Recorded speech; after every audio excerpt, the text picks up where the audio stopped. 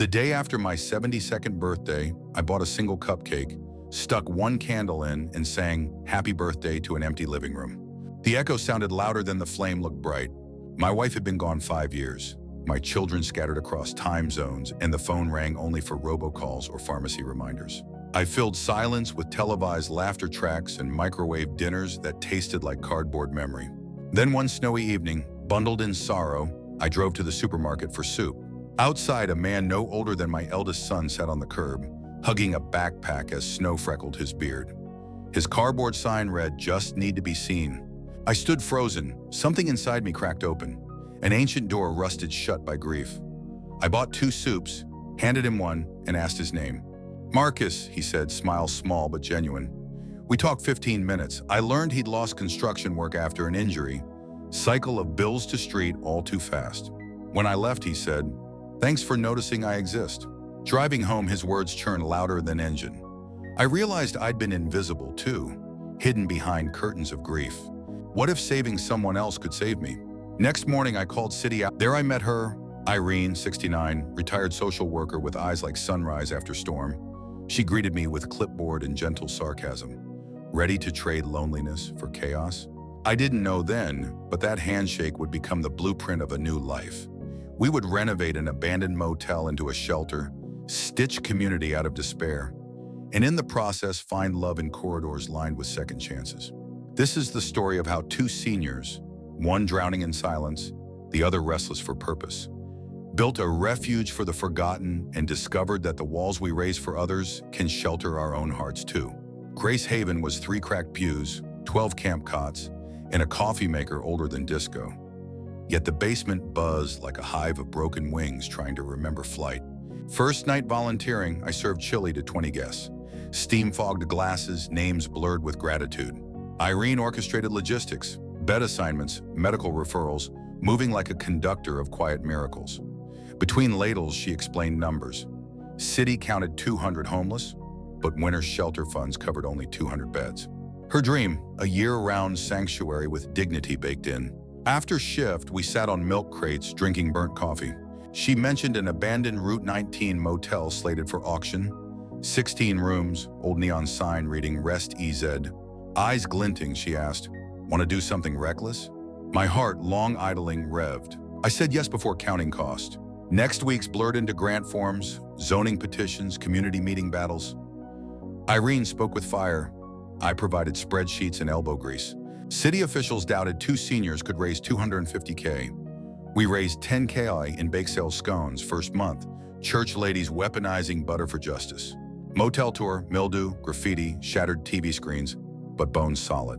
In hallway, I pictured beds with real sheets, doors that lock, bulletin boards listing job fairs.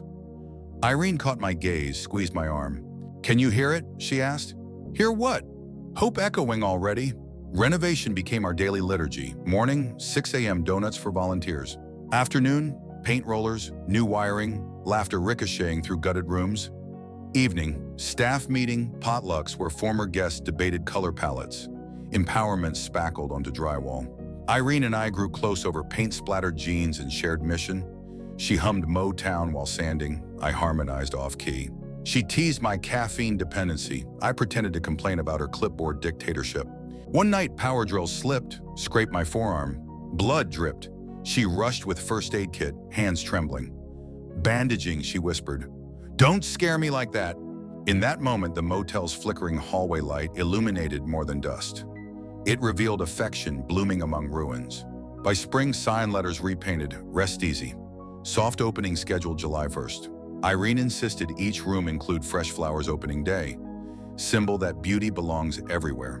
I arranged donation from florist, first time I'd chosen flowers since my wife's funeral. The act felt like exhaling after years underwater. Crunch time, plumbing leaks, funding gaps, volunteer burnout. A storm flooded half-finished laundry room, ruining donated washers. Insurance claims stalled, morale plummeted. I considered tapping retirement savings, fear gnawed. Irene sensed doubt, invited me to diner 2 a.m. after shift. Over stale pie, she shared backstory. Widowed at 50, only son lost to addiction. Built her life on saving others to keep darkness at bay. She touched my hand across Formica. "We're both trying to mend holes the world can't see." Her vulnerability stitched courage into me. Next day, I pledged funds. Soon, anonymous donor matched triple. Wasn't anonymous, later learned Irene quietly sold heirloom jewelry. Physical setbacks mirrored emotional breakthroughs. Former guest Marcus, the man with cardboard sign, joined crew, mastering drywall like art. One evening, he presented keychains carved from scrap wood, each labeled with room number and word worth. He said, "Place reminds us we have it." Grand opening week loomed. Fire inspector demanded sprinkler upgrade, 18K unmet. We launched 48-hour crowdfunding livestream, talent show of shelter residents, acoustic guitars, spoken word poetry, Irene's Motown humming. Donation ticker passed goal with minutes to spare. Inspector cleared ribbon cutting. Night before launch, Irene and I walked hallway, now smelling of fresh linens and lavender cleaner. She stopped outside room 8, asked me to close eyes. Inside, small table set for 2, tea candles, vase of sunflowers. Early thank you dinner, she smiled. Chickpea curry warmed room. Conversation warmed souls. She glanced at neon outside window, letters glowing in dark. "You helped me believe rest is possible," she whispered. I reached for her weathered hand. In silence, promise of companionship louder than any speech. Opening day, July 1st, heat thick as stew. Local news vans, ribbon, city council, 50 beds ready. Irene delivered speech. We built walls not to shut people out, but to hold them while they rebuild. Applause melted into tears as first residents rolled luggage through lobby, some crying at sight of welcome baskets. Operational reality set quickly. Night shift drama, overdose rescue, mental health crises, missing medications. We trained volunteers, partnered with clinics, installed quiet room with weighted blankets. Personal lines blurred. I spent more nights at shelter than house. One dawn, we watched sunrise from rooftop, chrome sky over city. Irene rested head on my shoulder, heartbeat finally felt unalone. Then pandemic whispers became sirens. Regulations tightened, donations dipped. We pivoted, reduced capacity, created quarantine wing, converted parking lot into meal distribution site. Grant paperwork devoured nights, stress frayed edges. Yet every challenge reinforced we were not single saviors, but network of resilience. Months later, vaccination clinic hosted in rec room. Residents cheered record of 0 outbreaks. City awarded grant for outreach van named Sunset Shuttle, Daniel's suggestion, connecting shelter to job training centers. One December evening, we hosted holiday dinner. Marcus, now part-time staff, led carols. I stood near tree, watching Irene laugh with residents. When music paused, I cleared throat, clinked mug, shared how loneliness once caged me until these walls and this woman freed me. Dropped to knee, creaky but workable. Offered simple band of silver. Whispers turned to cheers. Irene's eyes glassy. She said yes, surrounded by those once unseen, now family. Shelter success measured not by occupancy, but by departures. People leaving with keys to apartments, job badges, therapy appointments. Watching them go felt like sending fledglings skyward. For me, isolation dissolved into community. Arthritis improved from daily carpentry. Doctor attributed to purpose-driven activity. Mind grew nimble, learning trauma-informed care policies. Heart grew spacious, holding stories of resilience. Financially, my retirement fund thinned, but dividends of gratitude overflowed. Grant cycles taught strategic budgeting. Board of directors formed with ex-residents as voting members. True empowerment. Our wedding held in shelter courtyard, bouquets of residents' origami flowers. Vows promised not riches or health, but partnership and service. Local paper titled article, Honeymoon in the Halls of Hope. Biggest consequence, definition of family expanded. Holiday tables now seat 50. Laughter echoes taller than loneliness ever did. Love found its most vibrant harmony in choir of voices once hushed by circumstance.